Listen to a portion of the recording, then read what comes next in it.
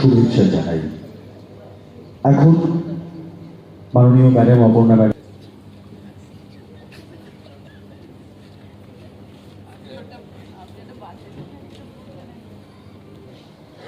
আজকের এই অনুষ্ঠান থেকে আমরা গভীর শ্রদ্ধার সাথে স্মরণ করছে কাজী নজরুল ইসলাম।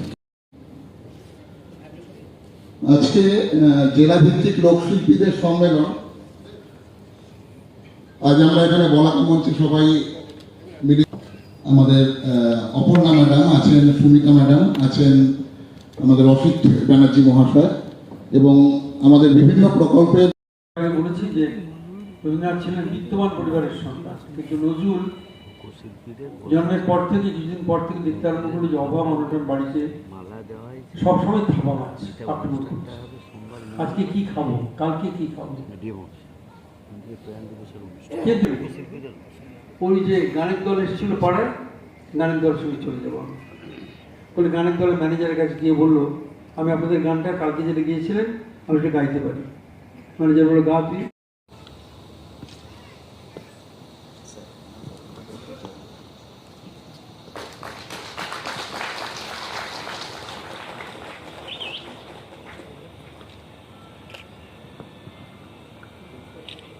দুর্গমগিরি কান্তার মরুদস্তর। আমরা বরণ করে নিচ্ছি পাঁশকুড়া পৌরসভার চেয়ারপারসন শ্রীনন্দ কুমার মিশ্র মহাশয়কে। হয়ে গেছে বিলকুল, ভাগ হয়ে গেছে সব কিছু, শুধু হয়নি। বিভিন্ন প্রকল্পের সম্পর্কে আজকে যে আলোচনা করব তাতে আমরা প্রবেশ করলাম এই ধামসা মাদলের শব্দে মন্ত্রিত হলো এবং যে কথা বলছিলেন মাটির আওয়াজ দুন্দুবি বেজে ওঠে, ডিম ডিম রবে সাঁওতাল পল্লীতে উৎসব হবে। তাই তো রবীন্দ্রনাথ কবি লিখে গেছেন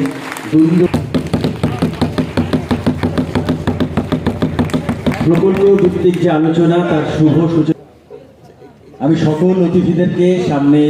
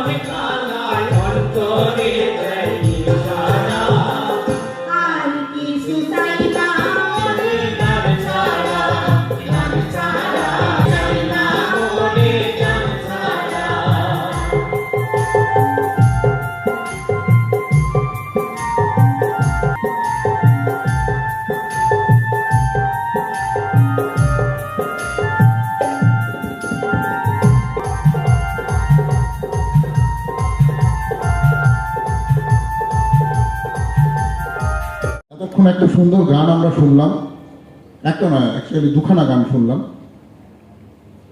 আমাদের প্রত্যেকের কাছেই আমাদের মাতৃভাষা একটা গর্বের বিষয় থাকে, একটা ভালো লাগার ভালোবাসার বিষয় থাকে, কিন্তু বিশেষ করে আমরা যখন বাঙালি হিসাবে বাংলা ভাষায় কথা বলি, বাংলা ভাষায় মনের ভাব প্রকাশ করি, তখন আমরা একটা অন্য আনন্দ পাই। এত সুমিষ্ট ভাষা হয়তো ভূভারতে আর নেই।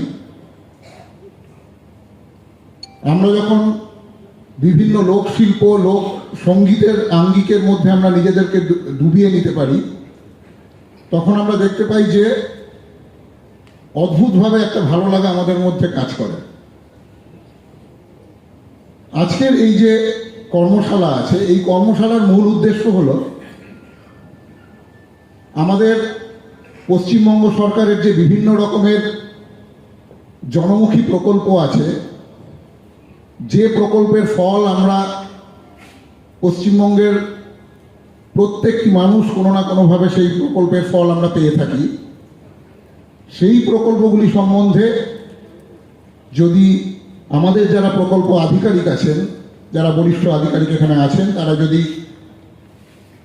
তার যে পুঙ্খানুপুঙ্খ বিবরণগুলো সেগুলো আপনাদের সাথে তুলে ধরেন, আপনাদের সামনে তুলে ধরেন, তার উপর নির্ভর করে আপনারা আপনাদের শৈলীকে কাজে লাগিয়ে আপনারা সুন্দর গান রচনা করবেন।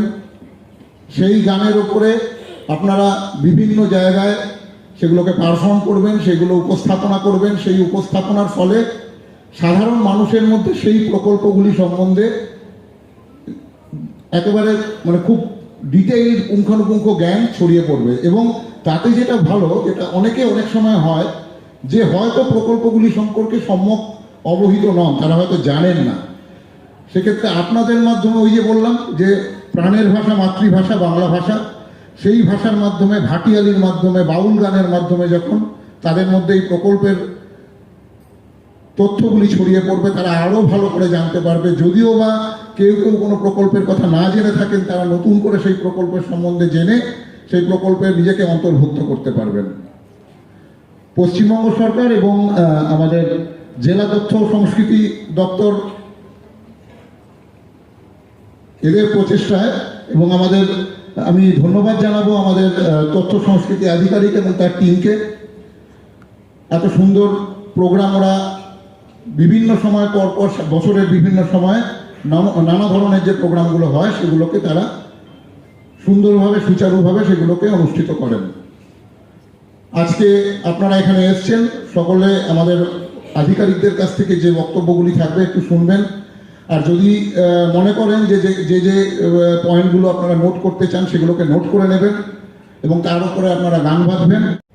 যারা বাউল শিল্পীরা আছেন এবং অন্যান্য শিল্পীরা আছেন, সবাইকে নমস্কার এবং ধন্যবাদ জানাচ্ছি। 12 বছর আগে এক ভদ্রমহিলা পশ্চিমবঙ্গের দায়িত্ব নিয়ে শাসন আরম্ভ করেছেন, কিন্তু শাসন আরম্ভ করে রাইটার্স বিল্ডিং বা নবান্নে গিয়ে তিনি ভুলে যাননি যে পশ্চিমবঙ্গ গ্রাম পরিবেষ্টিত, গ্রাম এবং গ্রামাঞ্চল পরিবেষ্টিত গোটা পশ্চিমবঙ্গ।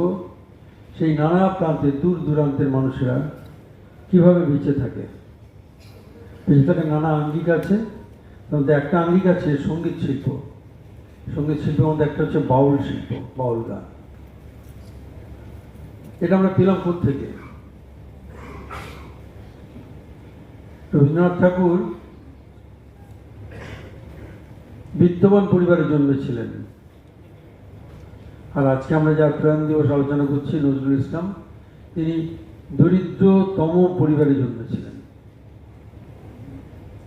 অতি বিত্তবান পরিবারে জন্মেছিলেন রবীন্দ্রনাথ। তার দাদু জাহাজ ব্যবসা করতেন, করে করে করে করে তিনি তখনকার দিনের রানী ভিক্টোরিয়া এদের আদরের পার্টি দিয়েছিলেন।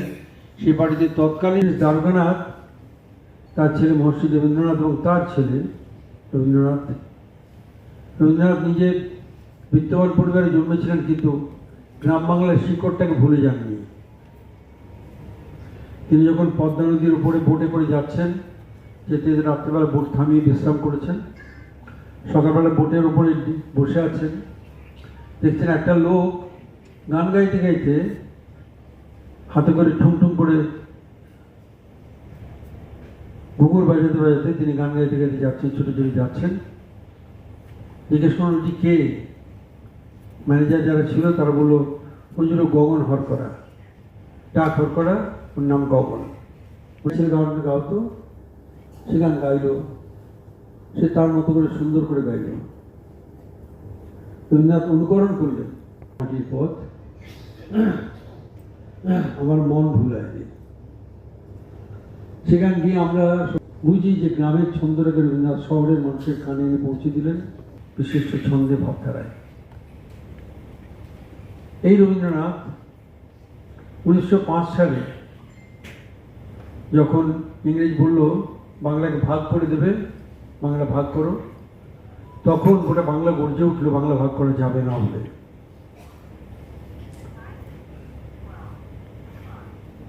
বাংলা ভাগ করে লর্ড কার্জন বললে বাংলা ভাগ করবে,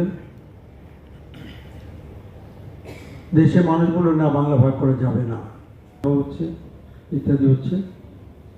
রবীন্দ্রনাথ প্রত্যক্ষ রাজনীতি থেকে সরে এসেছিলেন, সেই জন্য উনি বলেন আমি এই প্রত্যক্ষ রাজনীতিতে যাব না, কিন্তু আমি আমার মতো করে বাংলা ভাগের বিরুদ্ধে আন্দোলন করব। কি আন্দোলন করবেন তিনি?